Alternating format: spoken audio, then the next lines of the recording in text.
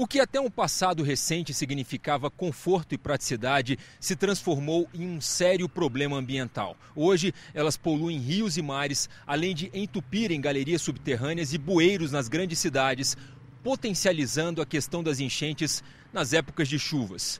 No programa de hoje, um debate sobre o presente e o futuro das sacolas plásticas e a possível solução dos 3 R's: reduzir, reutilizar e reciclar. Veja agora no Ecocenado.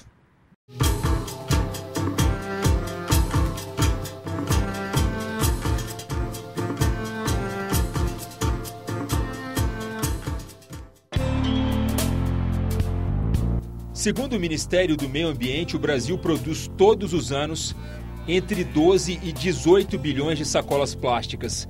90% delas são provenientes de supermercados, que distribuem por mês cerca de 1 bilhão de sacolas.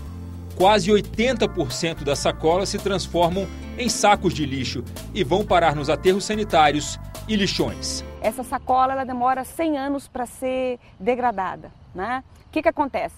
Se ela for para um aterro, ela pode ser transformada em plástico novamente. Se ela for para um lixão, né, ela fica com o material ali dentro, forma como uma espécie de uma cápsula, e você tem aquele material preso ali. Envolta numa sacola plástica, uma maçã, por exemplo, não biodegrada, se transformando em biomassa, água e CO2. Ela vai apodrecer e liberar gás metano, que tem grande potencial para o aquecimento global. A primeira atitude que a gente tem que tomar é tentar reduzir o nosso consumo.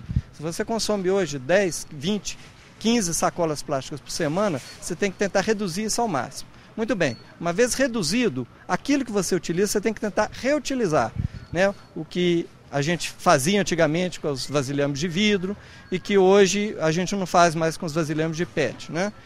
E, em último caso, sim, aí a gente faz a coleta seletiva e recicla, porque na reciclagem você também gasta energia e matéria-prima, embora não tanto quanto se fosse um produto original, né?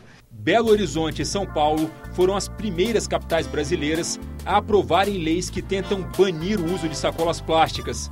Veja agora uma reportagem produzida pela TV Assembleia de Minas Gerais sobre a repercussão na capital mineira. Elas têm agora espaço reservado nos supermercados. Com a lei que proíbe o uso de sacolas plásticas convencionais, as retornáveis são a melhor opção para o consumidor, que não precisa gastar 19 centavos pelas sacolas compostáveis. Excelente, evita essa poluição que está aí toda e o desperdício, né? Agora, ela também tem os problemas. Por quê? Porque você tem que higienizá-las a cada uso, né? O ideal é que cada vez que você use, você passe um pano com um sabão para evitar problemas de proliferação de bactérias e outros organismos deletérios à saúde humana. Já é um começo, já é excelente começo, hein? Apesar de que a gente não vê isso em muitas outras cidades, né? A lei que proíbe o uso das tradicionais sacolas plásticas mudou o comportamento dos consumidores em Belo Horizonte. Nos supermercados, é comum ver as pessoas utilizando as sacolas retornáveis ou usando as caixas de papelão para levar as compras. Nestes 8 meses em que a lei está em vigor, houve uma redução de 97% no uso das sacolas plásticas, segundo o levantamento da Associação Mineira de Supermercados. Apesar de incorporada ao dia a dia dos consumidores da capital, a mudança das sacolas convencionais para as compostáveis ainda gera polêmica. Esse professor do Departamento de Engenharia Química da UFMG pesquisou as sacolas compostáveis vendidas no comércio e verificou que elas apresentam de 85% a 90% de polietileno, quantidade semelhante à usada nas sacolinhas plásticas. Que são um grande engodo, na realidade, porque você coloca um aditivo e você cria na população uma sensação de que eu posso pegar aquela sacola e julgar, descartar inadequadamente, que não teria nenhum problema no ambiente, o que não é verdade. Ele defende que o importante não é proibir o uso das sacolas plásticas, mas educar a população para que faça o descarte adequado desse material. Entendendo que o material polimérico, plásticos, borrachas, fibras, eles só são vilões se eles forem descartados inadequadamente.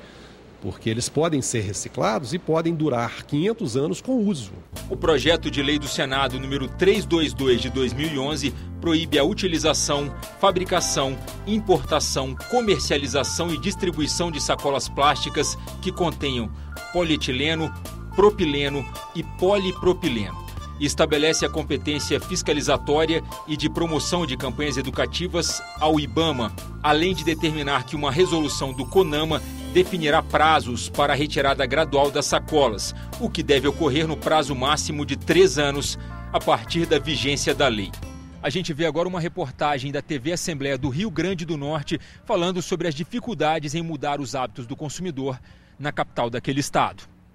Na hora das compras é sempre a mesma coisa, carrinhos cheios e um outro tanto de sacolas plásticas para acomodar a feira. Esse é um cenário comum nos supermercados de todo o país. Apesar do uso das sacolas ser considerado normal, muitas campanhas ambientais vêm tentando mudar esse costume do consumidor brasileiro. Em Natal, os supermercados até oferecem opções ao consumidor, como substituir as sacolas por caixas de papelão ou pelas sacolas reutilizáveis, as chamadas ecobags.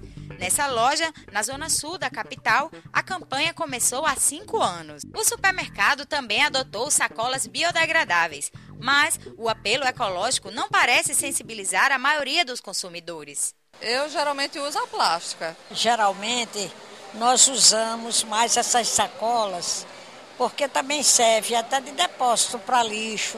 Nos supermercados de Natal, as ecobags custam em média R$ 4,00. Cada uma pode substituir até 4 sacolas plásticas. A geógrafa Mônica Veríssimo alerta que saco plástico é apenas o elo de uma gigantesca cadeia. Mais importante do que proibir o uso deste utensílio ou substituí-lo por sacolas retornáveis é discutir o paradigma de consumo da sociedade atual. Dentro da questão da sacola, a gente tem que associar a questão do consumo em excesso.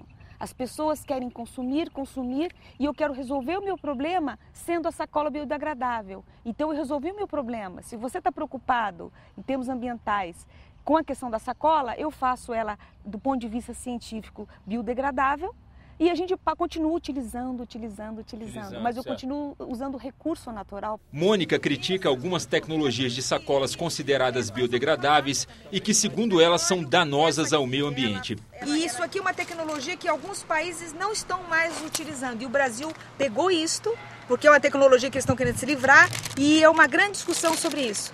D2W. Isso aqui não vai para compostagem. Todos os elementos dele continuam valendo. Ela considera fundamental desenvolver uma visão econômica e pragmática sobre a questão do lixo. É fazer com que o lixo vire commodity. Porque na hora que ele se transformar em commodity, as pessoas vão perceber o quanto que realmente o lixo é dinheiro. O Brasil, por não reciclar, ele perde de 8 a 10 bilhões de reais por ano por não reciclar. Por exemplo, o americano, por ano, com a reutilização, a reciclagem, eles ganham, as empresas, 57 bilhões de dólares. A União Europeia na faixa de uns 40 e pouco, 47, 48, e o Japão sozinho responde por 41 bilhões de dólares. Segundo Mônica, tão importante quanto consumir menos é consumir de forma consciente. Você começar a olhar dentro dos produtos, se o produto, ele realmente, o que a gente chama das pegadas, né, como os Estados Unidos está fazendo, pegada da água. Quanto consumiu de água esse produto? Esse consumiu X, esse Y. Eu vou comprar esse porque para mim eu sou um consumidor consciente. Pegada do carbono, que eles vão fazer também. Quanto consumiu de carbono esse produto e esse outro? Ok, eu vou também ir para esse porque a pegada do carbono. Em termos sociais. Em termos sociais também, não é geração de escravidão, não usou criança, paga todos os impostos, etc. Então, esses selos associados, que é uma tendência hoje em dia no mundo, que a ONU fala, estimula a fazer selos, eu acho que isso faz o cidadão ser consciente também daquilo que ele consome. Então, é uma mudança de cultura. Entre em contato com a gente, mande sugestões e opiniões pelo telefone 0800 61 2211 ou pelo endereço www.senado.gov.br/TV. E até a nossa próxima edição.